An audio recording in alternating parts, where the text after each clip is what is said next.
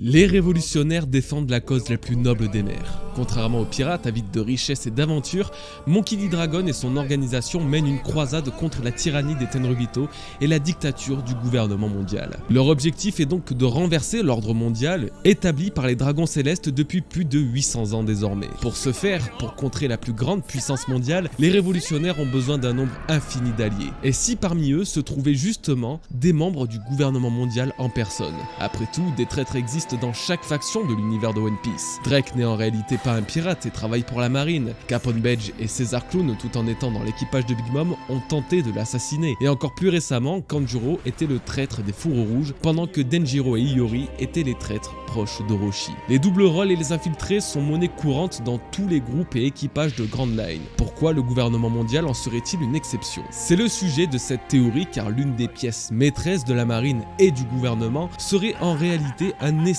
pour le compte des révolutionnaires. Ce membre très spécial, dont nous connaissons tous le nom depuis de longues années, serait Vegapunk, le plus grand scientifique du monde. Bien que son apparence et son histoire soient encore emplies de mystères, un événement majeur s'étant produit avant l'ellipse a largement de quoi nous faire penser que Vegapunk soit en réalité membre de l'organisation des révolutionnaires. Découvrez alors comment et pourquoi le plus grand scientifique de la marine pourrait également être le plus précieux allié de Dragon. Yo les bros, vous allez bien? Aujourd'hui on se retrouve avec une théorie très spéciale à mes yeux puisque c'est la deuxième que j'ai créée et postée sur ma chaîne il y a de cela presque 7 ans désormais. Mon dieu que le temps passe vite, ça me rend fou. Bref, les années ont passé et cette théorie n'a jamais quitté mon esprit. Vegapunk serait un révolutionnaire et il aiderait Dragon à renverser le gouvernement mondial le moment venu. Hop hop, de base cette théorie devait sortir en 2 parties mais j'ai au dernier moment décidé d'abandonner l'idée pour vous proposer l'une voire la plus grosse vidéo théorie de ma chaîne en une seule fois. Mes théories sur Vegapunk, Dragon, les pacifistas, le SSG et la fin de One Piece sont donc réunies ici en une seule vidéo. Profitez bien car j'ai énormément bossé dessus pour que vous passiez un bon moment. Je tiens également à vous annoncer que cette vidéo comporte un placement de produit, alors merci de votre compréhension et j'espère que vous passerez un très bon moment en ma compagnie et c'est parti. Vous ne savez pas quoi faire en patientant entre 2 chapitres de One Piece ou quand Goji dit qu'il va sortir une vidéo pour la décaler 2 semaines plus tard. Attendez, j'ai la solution. C'est le temps pour vous de vous mettre à Rush Royale. La combinaison parfaite d'un Tower Defense et d'un jeu de cartes. Défendez votre château contre des hordes d'ennemis en améliorant vos unités et en combattant en temps réel. Invoquez votre équipe, composez-en sa force armée, adaptez votre façon de jouer à l'instant présent et évidemment, puisque vous êtes les meilleurs joueurs du monde, remportez la victoire. Alors vous pourrez bien sûr affronter d'autres joueurs dans un combat d'endurance et de celui qui parviendra à résister au maximum pour remporter la victoire, mais pas seulement. Mettez de côté votre fierté et votre ego pour non pas combattre contre, mais avec d'autres compétiteurs dans l'impitoyable mode donjon. Que ce soit avec vos amis, votre clan ou avec des inconnus, triomphez des multiples et incessantes vagues d'ennemis pour débloquer de nouvelles récompenses. Bon, moi ça fait 2 jours que je suis bloqué au 3e étage, alors faites-moi honneur s'il vous plaît. Un mélange explosif de Tower Defense et de cartes qui m'a sincèrement bien fait kiffer, alors n'hésitez pas. Installez Rush Royale gratuitement en utilisant les liens qui se trouvent en description sous la vidéo ou scannez le code QR à l'écran et obtenez un coffre de maître avec de l'or, un set de cartes et de la poussière magique qui peut être échangée contre une carte légendaire. Si vous êtes sur iOS, n'oubliez pas d'autoriser le suivi au premier lancement du jeu pour obtenir le coffre. Dépêchez-vous, le nombre de récompenses est limité. Merci à vous et merci à Rush Royale pour avoir sponsorisé cette vidéo.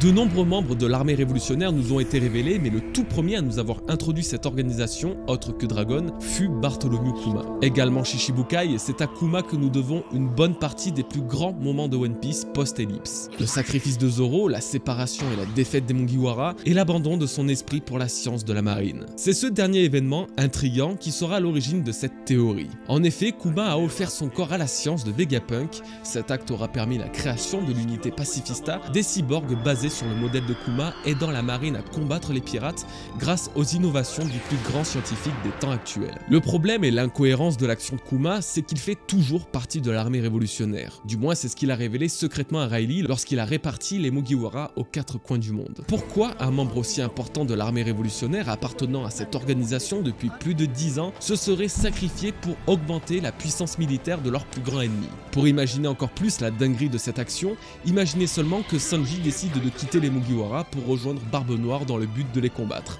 C'est totalement impensable sauf s'il y a un plan derrière. Pour Kuma, c'est exactement pareil et c'est Ivankov qui va nous confirmer cette idée. Durant la guerre de Marineford, aux alentours des chapitres 560, l'ancien prisonnier d'Impel Down et ami de longue date de Kuma s'est retrouvé pour la première fois depuis des années face à ce dernier. N'étant au courant de rien à cause de son emprisonnement, sa réaction en découvrant ce qu'il est devenu est particulièrement explicite. D'après lui, jamais Kuma n'aurait accepté de se lier au projet pacifista tant il déteste le gouvernement. Quelque temps plus tard, à la fin de la guerre de Marineford, Ivankov et Dragon rentrent enfin en contact et le chef des révolutionnaires s'apprête à dévoiler ce qui est arrivé à Kuma. Ce qui signifie que Dragon est bel et bien au courant de la volonté de Kuma et la tournure de cette décision laisse présager que le père de Luffy n'y est pas étranger. D'ailleurs, Dragon n'est pas le seul à avoir une réaction suspecte lorsque Franky a dévoilé comment et pourquoi Kuma avait protégé le Sunny pendant l'ellipse. Nico Robin a une pensée envers lui à la fin de ses paroles. Étant donné qu'elle a passé 2 ans avec les révolutionnaires et qu'elle doit connaître un certain nombre de leurs projets et secrets, elle serait également au courant de la véritable raison derrière son sacrifice. En gros, il est impossible d'imaginer une seule seconde que Kuma ait agi dans l'intérêt de la marine et du gouvernement, alors qu'il nous a prouvé l'inverse à de multiples reprises, notamment en aidant par 3 fois les Mugiwara. La première fois en ne les arrêtant pas sur Thriller Bark. La deuxième fois en les sauvant de l'archipel Sabaody. Et la troisième fois en défendant le Thousand Sunny pendant l'ellipse. D'ailleurs, toutes ces actions ont eu des conséquences importantes pour la suite. En effet, l'ancien Shichibukai s'est retrouvé en esclavage sur la Terre Sainte de Marie-Joise par les Tenryubito pour avoir aidé Luffy. Et c'est la réaction des révolutionnaires après l'ellipse qui parlera d'elle-même, puisque malgré la supposée traîtrise de leur ancien allié ayant rejoint le gouvernement, ils ont monté un groupe de récupération pour libérer Kuma des griffes des Tenryubito. Kuma qu'ils considèrent toujours comme leur allié. Si nous nous attardons plus longtemps sur les paroles de Lindbergh, il révèle à ce moment-là et pour la première fois que Kuma a été victimisé par le gouvernement mondial toute sa vie. Une information que nous n'avions jamais eue avant et qui justifie pourquoi il a rejoint les révolutionnaires, car dans son passé, il aurait subi les actes odieux du gouvernement le motivant à renverser les Tenryubito. Ce qui nous confirme par ailleurs et à nouveau que Kuma n'avait aucune raison d'aider le gouvernement en se sacrifiant. Alors que le cas de Kuma est parfaitement clair et que nous avons toutes les raisons de penser que son acte sera bénéfique à la cause des révolutionnaires, qu'en est-il de Vegapunk? Le génie scientifique de la marine a une place primordiale au sein de cette théorie.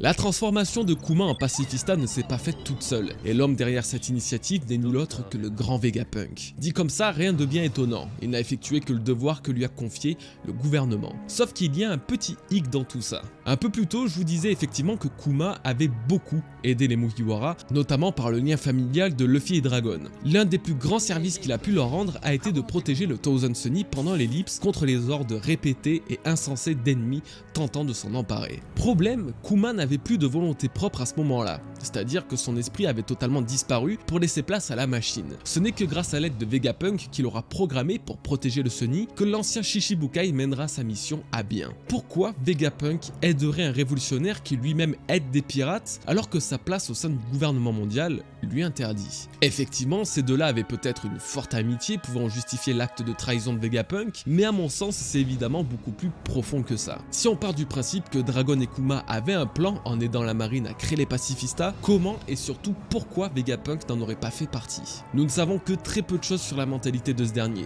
Il est cependant loin d'être aussi horrible que les personnes pour qui il travaille. Il était considéré dans son enfance comme une personne attentionnée et gentille, ayant tenté par tous les moyens d'aider les habitants de son île natale Baltimore, prouvant qu'il n'était habité par aucun vice si ce n'est l'amour de la science. D'après Caesar Clown, il a toujours refusé d'impliquer des enfants dans les expériences scientifiques et ne cautionnait pas les excentricités de ce dernier au point de l'avoir viré de son équipe de recherche. Bref, il est ce qu'il y a de plus humain, alors pourquoi travailler pour le gouvernement si c'est le cas? Parlons justement de son arrivée au sein du gouvernement. De ce que l'on sait, Vegapunk a commencé à travailler pour eux après avoir été arrêté suite à ses découvertes sur le facteur de lignage. Plus précisément, Vegapunk faisait partie des Mads aux côtés de Queen, Caesar Clown et Judge Vinsmoke. Ce groupe de scientifiques a été reconnu comme étant illégal et dangereux après leur étude sur le facteur de lignage, le schéma de la création de la vie, et tous ont été arrêtés. Seuls Judge et Queen s'en seraient échappés puisque Vegapunk et Caesar, eux, ont intégré les équipes scientifiques de la marine. Donc pour résumer, même l'intégration de Vegapunk au sein du gouvernement mondial n'était pas voulue à la base. Il a été contraint, peut-être sous la menace, à rejoindre cette organisation et y travaillerait encore aujourd'hui, tel un esclave, ce qui justifierait davantage pourquoi il aurait rejoint la cause des révolutionnaires. C'est maintenant qu'on arrive au cœur même de la théorie, car en réalité, Vegapunk, avec l'aide de Kuma, aurait créé une armée de cyborgs surpuissants dont l'unique but consiste à ce qu'ils soient contrôlés par Dragon grâce à un programme que le scientifique leur aurait implanté. De cette façon, les révolutionnaires pourraient accéder aux données collectées par les pacifistas, en plus de pouvoir les utiliser contre leur camp, contre la marine. L'ironie de cette histoire, c'est que ce concept de pacifista piraté existe bel et bien dans le monde de One Piece, et plus précisément dans l'excellent film One Piece Z. Supervisé par Oda, l'intrigue de ce film voulait que Zephyr et son groupe de néo-marines aient comme ambition de tuer tous les pirates du Nouveau Monde avec comme force armée des pacifistas modifiés. Même si le scénario est très facilement envisageable et convaincant, certains d'entre vous peuvent encore douter de sa possibilité, et ça tombe bien car j'ai encore 3 arguments en stock qui pourraient vous faire changer d'avis. Tout d'abord, Vegapunk a déjà implanté un ordre précis dans un pacifista. Oui, et c'est tout simplement de programmer Kuma pour qu'il garde le Sunny. Preuve qu'il est donc totalement possible pour Vegapunk d'avoir fait de même pour tous les autres pacifistas qu'il a créés, afin qu'ils agissent comme lui le décide et contre la volonté du gouvernement. L'idée serait qu'à un moment de la guerre finale opposant la marine et le gouvernement aux révolutionnaires, Dragon déclenche un ordre particulier qui retourne les pacifistas contre leur camp et ainsi combattent pour les révolutionnaires. Ensuite, et comme j'en parlais en intro de vidéo, les traîtres sont partout, enfin dans One Piece. Oda a bien pris soin d'ajouter le scénario d'un personnage trahissant son clan ou son organisation à quasiment chaque arc qui constitue One Piece. Nami et les hommes poissons, Vivi, Robin et le Baroque Works, le CP9 et la Galela Company, Drake et Corazon chez les pirates, Vergo dans la marine, Teach dans l'équipage de Barbe Blanche, Capone dans l'équipage de Big Mom. On pourrait vraiment passer une vidéo entière à ressasser toutes les fois où Oda a utilisé ce scénario. En partant de ce principe, pourquoi Oda ne reproduirait pas ce scénario justement pour le gouvernement mondial et que les traîtres soient en l'occurrence Kuma mais surtout Vegapunk. Ce dernier qui, comme je le disais à l'instant, a rejoint le gouvernement mondial de force après son arrestation. L'inverse fonctionne aussi et un traître pourrait se cacher dans le rang des révolutionnaires évidemment, mais le gouvernement subirait une grande perte si leur génie scientifique venait à être en réalité leur ennemi. Et pour finir, un argument de théorie peu commun mais absolument pas négligeable, Star Wars. Je le sais, vous le savez, Oda s'inspire énormément de choses pour créer les bases de son univers. La mythologie, la littérature, l'art et bien évidemment le cinéma sont une source inépuisable de références pour One Piece. Et parmi elles se trouverait Star Wars, une œuvre connue de tous au scénario collant parfaitement à notre théorie. Pour résumer vraiment très grossièrement l'une des principales intrigues de Star Wars, les Stormtroopers, ces soldats emblématiques que vous connaissez tous, constituaient l'armée de l'Empire, les méchants. Sauf qu'il y a très longtemps, cette armée était composée de millions de soldats clones, des êtres créés en masse pour composer la force militaire de la République, les gentils. Comment s'est fait ce changement soudain, me direz-vous? Eh bien car les soldats clones étaient paramétrés pour obéir aux ordres sans poser de questions, et l'un d'eux a été le funeste Ordre 66. Obligeant tous les clones à traquer et tuer les Jedi sur le champ, eux qui étaient pour la plupart des amis et des frères de guerre. L'homme qui a ordonné ce fameux Ordre 66 n'était nul autre que Palpatine, le chancelier suprême de la République, son grand dirigeant qui jouait en réalité un double jeu en étant en même temps Dark Sidious, l'ennemi des Jedi, un seigneur Sith. En gros, pour résumer, grâce à un ordre implanté, la principale force militaire de la République a été retournée contre elle-même, orchestrée par le traître du gouvernement, menant ainsi à la défaite totale de la République. Alors comme je disais, c'est très grossièrement résumé, mais il n'y a pas d'erreur, et la similitude avec notre scénario de Vegapunk et des pacifistas est alors encore plus intéressante. Une autre question pourrait vous venir en tête, pourquoi Star Wars et pas une autre œuvre? Pourquoi se baser sur ce scénario précisément? Déjà car Oda serait un grand fan de la licence, il a déjà fait une illustration à son honneur et des figurines de Star Wars ont déjà été aperçues dans son studio. Mais aussi et surtout, il se serait déjà inspiré de nombreuses choses de cet univers pour les adapter dans One Piece. Il y a 3 ans, j'avais fait une vidéo pour vous le démontrer et c'était déjà assez impressionnant. Le plus fou reste justement les soldats clones dont on parlait plus tôt, car même si ça peut être une référence pour les pacifistas, leur laboratoire de création ressemble étrangement aux clones du Garma Double Six dans One Piece. D'ailleurs, Garma Double Six, Ordre 66, on s'y retrouve. On y retrouve le même concept, des soldats modifiés biologiquement, créés et nés dans des cuves de culture, pouvant passer de l'enfance à l'âge adulte en seulement quelques années. C'est mon argument préféré, peut-être parce que je suis fan de Star Wars depuis mon enfance, ou parce que le scénario est terriblement proche et cohérent. Bon, je pense qu'à ce stade-là, si vous n'êtes pas convaincu par cette théorie, elle a dû au moins titiller votre curiosité. Sinon, désolé. Cependant, si vous êtes attentif, vous avez également dû remarquer une chose, l'absence d'un élément très important, l'absence du projet SSG, comme j'en parlais en début de vidéo.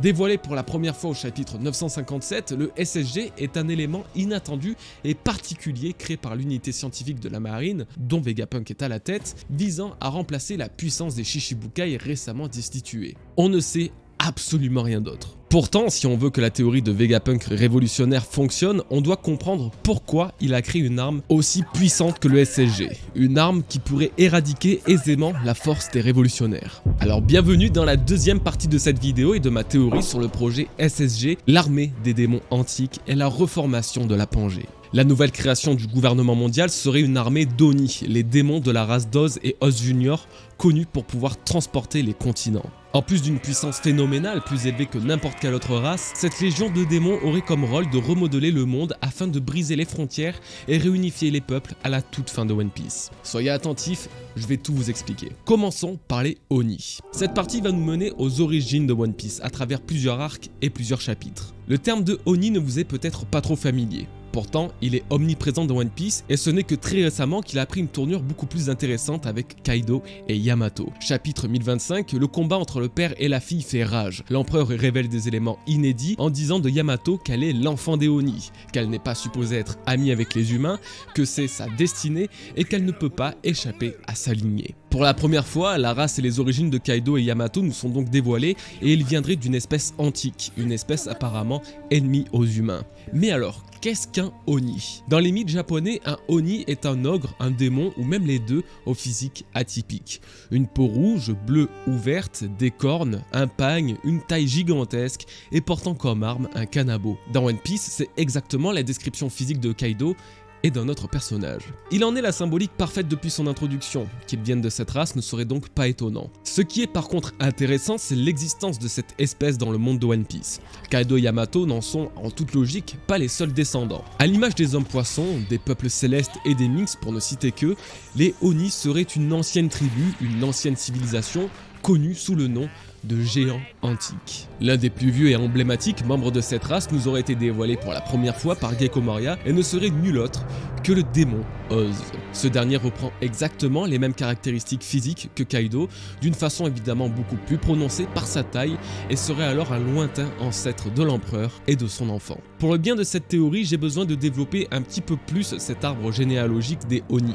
Vous allez très vite comprendre pourquoi, ainsi que leur lien avec le SSG. Cette mystérieuse race de Oni serait également liée aux géants et aux Numbers. Puisque d'après les vivres-cards, des informations officielles, il existait une race connue comme les géants antiques, des géants à l'apparence et aux facteurs de lignage démoniaques, âgés de plusieurs siècles et 4 fois plus grands que la normale. Oz et Oz Junior sont donc reconnus comme géants antiques, qui ne seraient d'après moi qu'un autre nom de la race des Oni. Et le fait qu'ils soient considérés comme d'anciens géants laisse alors sous-entendre que les géants de nos jours, beaucoup plus petits que ces derniers, soient tout simplement leurs descendants directs. Une mutation génétique aurait transformé les géants antiques, donc la race des Oni, en géants que nous connaissons aujourd'hui. Leur apparence est plus humaine, leur taille est plus petite, mais leur origine viendrait des Oz en personne. Un très gros indice sous nos yeux depuis le début de l'histoire valide davantage cette théorie. Dory et Brogy, les deux géants ayant introduit leur espèce dans One Piece et aux yeux des lecteurs, ont comme surnoms respectifs Hao Oni et Aka Oni, le démon rouge et le démon bleu. Exactement comme le mythe des Oni japonais à la peau rouge et à la peau bleue. Oda, il y a 20 ans, avait déjà sous-entendu l'appartenance des géants à une race de démons légendaires, la race des Oni. Si les géants sont les lointains descendants de Oz, d'autres créatures pourraient en être leurs frères. Je parle bien évidemment des Numbers, et ça va être là le dénouement de toute cette théorie. Les 10 monstres de l'équipage de Kaido sont bien différents de ce qu'on a pu voir par le passé, et pour cause, d'après Big Mom, ce sont les expériences ratées des géants antiques que Kaido a achetées sur Punk Hazard. On en parlait à l'instant, les géants antiques connus jusqu'à présent étaient Oz et Oz Junior. Or, l'apparition des Numbers apporte encore plus d'arguments à la théorie de l'existence des Oni, l'existence des démons. Effectivement, chacun d'entre eux, sauf ceux qui possèdent une apparence humaine, se rapprochant des géants que nous connaissons aujourd'hui, ont le kanji du Oni retrouvable dans leur nom. En somme, chacun des Numbers sont considérés comme des Oni, plus précisément ce sont des tentatives ratées de création d'Oni. L'ironie de la chose veut que Kaido se soit assez intéressé à eux pour les acheter, comme si les Oni étaient ceux qui pouvaient l'aider à gouverner les humains. Alors, ok, cette théorie est géniale, mais concrètement, elle apporte quoi à l'histoire des SSG, de Vegapunk et des révolutionnaires? Eh bien, maintenant que vous avez bien assimilé l'existence des géants antiques et leur origine, vous allez comprendre leur place dans toute cette histoire. Je vous disais à l'instant que les Numbers de Kaido avaient été achetés sur une île précise que l'on connaît bien, Punk Hazard. Punk Hazard était un lieu important pour la marine et le gouvernement, puisque c'est ici que se trouvait leur centre de recherche scientifique secret. Ils utilisaient les prisonniers pirates, condamnés comme cobayes, pour diverses expériences à des fins militaires. C'est sur cette île que nous avons découvert les terribles méfaits de Caesar Clown, utiliser des enfants comme cobayes pour les transformer en géants. Ces êtres à la taille démesurée sont donc mentionnés une nouvelle fois et Trafalgar Law nous révèle une triste et sombre histoire. Depuis plusieurs centaines d'années, le gouvernement mondial a comme désir de faire grandir les humains dans l'unique but de bâtir une armée invincible. Un projet absolument colossal que même le génie Vegapunk ne sera parvenu à mener à bien d'après Caesar Clown. Pour cause, les géants que veulent recréer le gouvernement mondial ne sont pas de simples copies des géants d'Elbaf, mais bel et bien des géants antiques, les fameux Oni, dont fait partie le démon Oz et sa descendance. Plusieurs preuves à cela, notamment le panneau d'interdiction à l'entrée de Punk Hazard qui affiche la tête d'un géant antique. Le crâne disproportionné d'une créature ressemblant à Oz dans la partie enflammée de Punk Hazard. La silhouette d'un géant ressemblant également à Oz lorsque Law expliquait au Mugiwara les projets de gigantification du gouvernement mondial, et évidemment, on y revient une nouvelle fois, les expériences ratées de géants antiques, les Numbers, d'ailleurs présentés de la même manière que le géant derrière Law, détruisant une ville entière. Vous devez donc commencer à comprendre où je veux en venir. Je suis persuadé que le SSG, ce projet scientifique dont Vegapunk est à la tête, serait la consécration ultime du gouvernement. Il serait parvenu à recréer les géants antiques à la perfection. Cette armée dont il rêvait depuis des centaines d'années et qui pouvait les rendre invincibles serait désormais bel et bien réelle. Alors comment ont-ils procédé? À quel point cette armée sera puissante? Quel sera leur rôle? C'est la partie finale de cette théorie. Si Vegapunk est parvenu à recréer les géants antiques, chose qu'il n'arrivait pas à faire avant, c'est à mon sens grâce à un événement qui s'est produit 2 ans avant l'ellipse, durant la guerre de Marineford. C'est ici que Oz Junior est apparu pour la première et dernière fois, périssant face aux assauts répétés de la marine et des Shichibukai. Le cadavre de cet Oni aurait été le chaînon manquant dans leur expérience. Grâce aux cellules prélevées et aux facteurs de linéage extraits du corps d'Oz Junior, Vegapunk aurait réussi ce qui était impossible pendant des siècles. Mais je vous entends déjà venir. Goji, on l'a bien vu sur Onigashima, les Numbers ont servi à rien. Pourquoi ça serait différent avec le SSG? Tout comme le disait Law, le gouvernement voulait faire une armée de géants. Une armée, ce n'est pas seulement 10 Numbers, mais bel et bien plusieurs centaines, voire même plusieurs milliers. Un nombre si important de ces colosses pourrait créer un véritable cataclysme et saccager une île entière, une armée ou un équipage pirate. Oui, mais ils restent physiquement assez fragiles, au point que Luffy et Drake aient pu les vaincre en un seul coup. Il est vrai, mais n'oublions pas que les Numbers sont considérés comme ratés, et donc pas au plus haut de leur potentiel. Plus encore, si le SSG est vraiment armé de Oni, comme je vous l'ai décrit, il faut aussi prendre en compte qu'ils seront biologiquement et génétiquement modifiés. Pendant sa transformation en pacifista, Kuma était tellement résistant que le Shichi-Sanson de Zoro ne l'a pas entièrement tranché, et Sanji a failli se briser la jambe. À mon sens, l'armée de Vegapunk sera améliorée de la même façon et leur squelette utilisera un alliage de métal similaire au mur de Marineford que même les pouvoirs du Gura no Mi, le plus puissant flou du démon au monde, n'a pas été capable de briser. De nouveaux cyborgs bien plus puissants et résistants que les pacifistas utilisés par le gouvernement pour remplacer les Shichibukai.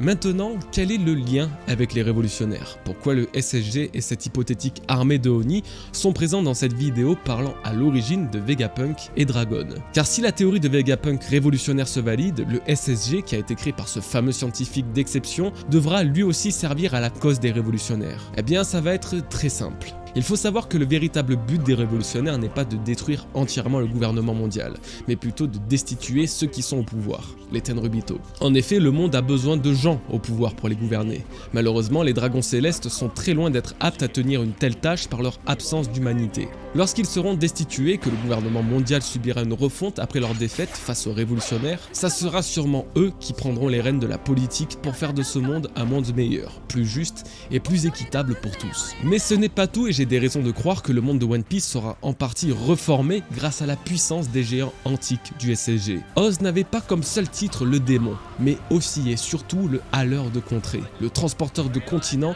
qui a créé un pays de bandits il y a plusieurs siècles. Les légendes sont très claires à son sujet, ce monstre peut déplacer des îles entières. Une théorie veut que justement ce soit lui, ou du moins des membres de son espèce, qui ait en partie créé le pays de Wano Kuni.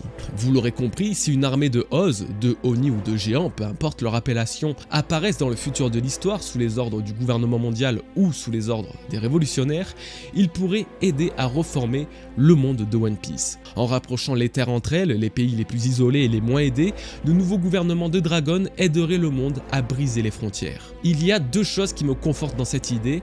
La première, Tequila Wolf. Ce pont de plusieurs milliers de kilomètres dont la construction a commencé il y a plus de 700 ans par des esclaves de pays non affiliés au gouvernement mondial a été commandé par les Dragons Célestes. L'objectif est de relier les îles entre elles, la raison elle est cependant encore inconnue. Le deuxième, le château Pangea de Marie-Joise. En effet, le château principal des Dragons Célestes porte comme nom Pangea, qui n'est nul autre que le nom donné au supercontinent de notre monde d'il y a plusieurs centaines de millions d'années. Un continent signifiant toutes les terres puisque effectivement toutes les terres étaient réunies en une seule, quasiment sans frontières. Aujourd'hui elle n'existe plus mais devrait théoriquement dans plusieurs millions d'années réapparaître sous le nom de Pangée Ultime et le monde changerait de face à nouveau. Vous l'aurez compris, à mon sens et à la fin de One Piece, toutes les terres et toutes les îles de ce monde se reformeront d'une certaine façon, réduisant les frontières entre elles. Et ce ne sera possible que grâce à l'aide de la force et de la réputation des clones de Oz, le transporteur de continents, les géants antiques. Du début à la fin, cette théorie garde exactement le même esprit. Grâce à l'alliance de la science de Vegapunk et du pouvoir de révolution de Dragon, les Tenryubito seront destitués de leur rôle et le nouveau gouvernement mondial devra tout faire pour réparer les erreurs des 800 dernières années. Pirater la force armée de la marine avec les pacifistas, utiliser les géants antiques pour briser les frontières du monde et aider les pays dans le besoin. Nous aurions là toute la nature et les valeurs de One Piece. Tous les peuples seraient unis en un seul et vivraient avec les idéaux de Monkey D. Dragon et de son fils pour un monde meilleur, pour un monde de liberté. L'esclavagisme disparaîtrait et le monde idéal qu'imagine Eiichiro Oda depuis le début prendrait alors forme sous la pointe de son crayon. Voici la fin de cette théorie, une théorie qui devait à l'origine être en deux parties, mais je n'ai pas pu m'empêcher de vous la proposer en une seule et unique vidéo, comme la plongée, pour un maximum de compréhension. J'espère sincèrement qu'elle vous aura plu, ça n'a pas du tout été facile, mais je suis vraiment heureux du résultat. N'oubliez pas le like et l'abonnement pour soutenir la chaîne les bros, merci d'être restés jusqu'à la fin, prenez surtout bien soin de vous et de vos proches, peace.